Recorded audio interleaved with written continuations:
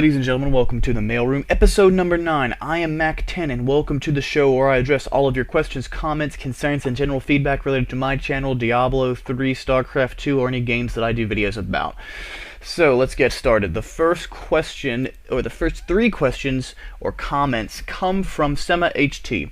He says he doesn't like the skill system because, or rather compared to the old one, he thinks it's just bad. He doesn't like that side quests seem to be gone, and that the game seems to be retardedly easy. And I would agree with you to a certain degree on all 3 of these points.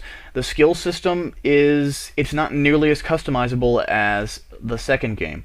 It's designed to hold your hand a lot more, which I personally like, but at the same time, after you've played the game for a year, we will wish that we had the old system. We will wish that we will had more customization and more shit to play with. I think it will hurt the longevity of the game as well. Side quests, I don't necessarily agree that side quests are gone. They are few and far between, but they are there, and I think that as we progress farther through the game, we will see more and more of them. The difficulty, it's too easy. It definitely is too easy. I think that normal will be an absolute joke, and nightmare won't be much better. Hell will probably be fairly challenging, and I think Inferno will be extremely difficult. I think Inferno is designed to be extremely retardedly hard to beat. So that's sort of where I stand on those 3 issues. Ammo720 says, does the Collector's Edition grant power to play earlier? No, it doesn't. In fact, you might end up playing even later if you buy the Collector's Edition. However, I made a video about this, or rather about how you can start playing with the Collector's Edition at the moment you get it. How you can pre-download ahead of time and get ready to register and things like that. And, yeah, I'm sorry. You cannot start playing before 3 a.m. Eastern Standard Time on Tuesday, May the 15th. So Onyxia for the win says, "Hey Mac, what's up? I was wondering, I know you're probably busy doing those vids and stuff, but I wanted to ask if you're open for D3 partying with me, or do you have some sort of friends group? See you around." Thank you, Onyxia, for the win. I have a few static groups that I'm going to be working with throughout the release of the game.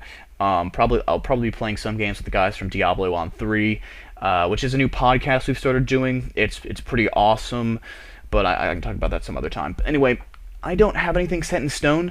I will probably play through all of normal mode by myself. I want to experience the lore alone in a really pure form and just take my time going through it on normal.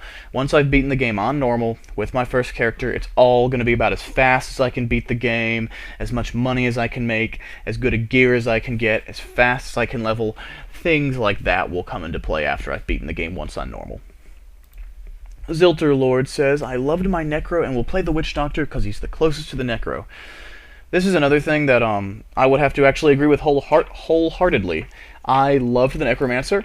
I played a Warlock in World of Warcraft, and the Witch Doctor is the closest to both of them. And in fact, I would say that the Witch Doctor is actually what the Necromancer should have been.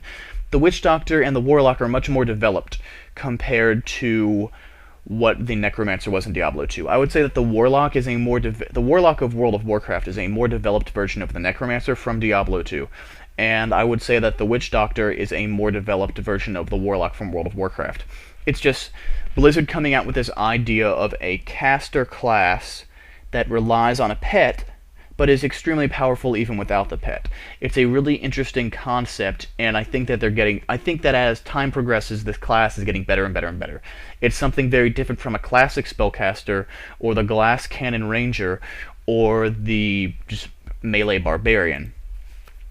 Yushi Suru says, "There's a loud booming bass when you make B, P, or D sounds, and your air gets blasted with the force of 1,000 shockwaves directly at your microphone."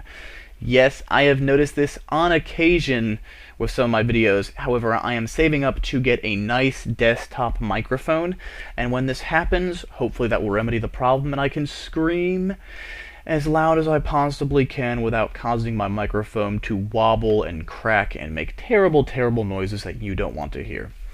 Mr. Campfana says, "A little bit noob.